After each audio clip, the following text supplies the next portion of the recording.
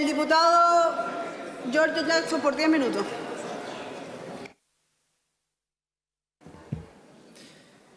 Muchas gracias, presidenta. Este es un debate de una complejidad técnica importante. Es uno de los proyectos más importantes del año y a la vez es un presupuesto que políticamente tiene una relevancia sumamente importante. Y yo quiero ser bien honesto, saludando al ministro, al director de presupuesto, que en el momento en que conocimos este presupuesto, nuestra primera conclusión, luego de leerlo, analizarlo detalladamente, sin dobles lecturas, es que era un mal presupuesto. Un mal presupuesto porque, como decía el diputado Schilling, un presupuesto que le imprimía recortes a través de un bajo gasto fiscal que, sin evidencia y de manera absolutamente ideológica, trataba de fundamentar que esa era la forma de avanzar en la sociedad precisamente para bajar la nota crediticia y así poder hacer inversiones que muchas veces son hacia fuera del país.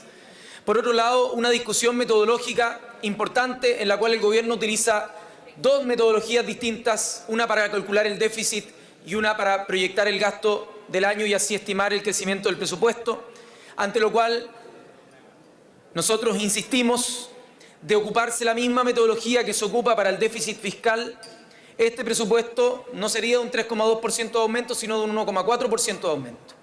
Entonces, ¿qué es lo que pasa? El gobierno nos dice, no, pero nos han cambiado las proyecciones de gasto y nos hacen ver que esto tendríamos un 3,2%. Bueno, imaginémonos que le damos el beneficio a la duda al Ejecutivo y que la proyección de gasto este año es menor de la que se tenía presupuestada. Bueno, entonces hay más holgura con respecto al tema del déficit, hay menor déficit. Por lo tanto, para todas las discusiones de los proyectos de ley que vienen hacia ahora, hacia adelante, el gobierno no puede seguir utilizando la idea de que el déficit se está descontrolando y que hay una presión de gasto tan alto, porque en la ley de presupuesto, en esta ley, la proyección que ellos hacen es que va a ser menor esa presión de gasto. Por lo tanto, cada vez se vuelve más inválido lo que nos repiten en todas las comisiones, que no hay recursos, porque la presión de gasto se está disminuyendo y eso es bueno, que para los próximos proyectos entonces el gobierno tenga que abrir la billetera. En inversión regional el gobierno mostró una cifra de 2,5 de aumento, cuando en verdad lo que estaba sucediendo es que en términos netos, agregados, toda la inversión regional estaba disminuyendo en cerca de un 1,5, 1,6%. Y eso quedó al descubierto, más allá de que se le pusieran negritas y colores a la cifra del 2,5%, eso quedó absolutamente al descubierto. En educación parvularia, más allá de decir que los niños van primero, la disminución neta de toda la partida en educación parvularia disminuyó un 2,2%. Y sin contar todos los aspectos en materia cultural de los recortes absolutamente injustificados. En síntesis, y si uno va, podríamos ir al detalle, y mañana vamos a discutir en particular. Pero en términos concretos, acá lo que había era una mirada de recortes en la cual nosotros no estábamos de acuerdo en absoluto. Y por lo tanto, dista de manera significativa e importante a lo que un gobierno de transformación que como Frente Amplio, que como Revolución Democrática pudiéramos participar, le presentaríamos a un Congreso Nacional como este para su discusión y su aprobación. Pero aquí se presenta la disyuntiva. Dado que no somos gobierno, dado que no tenemos ninguna facultad para aumentar siquiera un peso, ¿cuál es la postura? ¿Cuál es la posición que debiésemos adoptar frente a este presupuesto? ¿Podemos incidir o no incidir? ¿Podemos articularnos como oposición para hacer un bloque o podemos simplemente decidir que no? Acá es donde se pone a prueba algo que se discute y no se llega a una conclusión unívoca en términos weberianos, que es la ética de la convicción o la ética de la responsabilidad. ¿Cuál de las dos son la ética en la cual nosotros nos vamos a involucrar teniendo tomas de terreno porque no hay recursos para la construcción, teniendo zonas de sacrificio, teniendo recortes en cultura, teniendo también problemas con respecto a la descentralización, problemas con respecto a las fiscalizaciones en materia ambiental y también ganadera, en temas de transporte y los perímetros de exclusión? Y es ahí donde se da esa disyuntiva. Tomar palco para criticar un mal presupuesto y que el gobierno consiga un acuerdo con algunos parlamentarios pirquineando votos, lo que se le saldría muy barato, porque si es que el gobierno se dedica a pirquinear votos para conseguir mayoría, le sale barato, o tratar de construir elementos fuerza, tanto a nivel de organizaciones políticas como coalición y oposición en conjunto, posiciones fuerza que decimos acá el gobierno no puede simplemente llegar y retroceder. E iniciamos un camino que tengo que reconocer escéptico, en el cual nos pusimos a conversar con distintos actores de oposición en la comisión mixta y llegamos a una estrategia común que tenía por objetivo un presupuesto como el que nosotros hubiésemos presentado. Por cierto que no tenemos esas atribuciones y tampoco tenemos esa expectativa.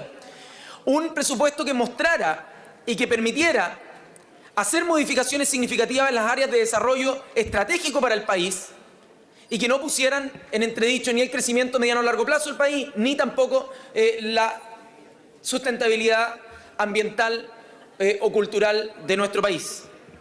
Y ahí es donde nosotros, producto de la estrategia de recortar en tesoro público, es que el gobierno quiso sentarse a conversar. De lo contrario, y si es que el gobierno tuviera la mayoría de votos simple, no se hubiese acercado a la oposición, hubiese aprobado su presupuesto con lo que ellos tienen. Entonces, la posibilidad de articularnos con la oposición nos permitió conseguir, a diferencia de lo que habíamos conseguido en la mixta, la posibilidad de reasignar 100.000 millones de pesos. 96.800 para ser exacto. ¿Y qué son las cosas que se reasignaron? Se aumentó en cerca de 10.000 millones la inversión regional, sumado a los 48.000 millones en Servio que también van para las regiones.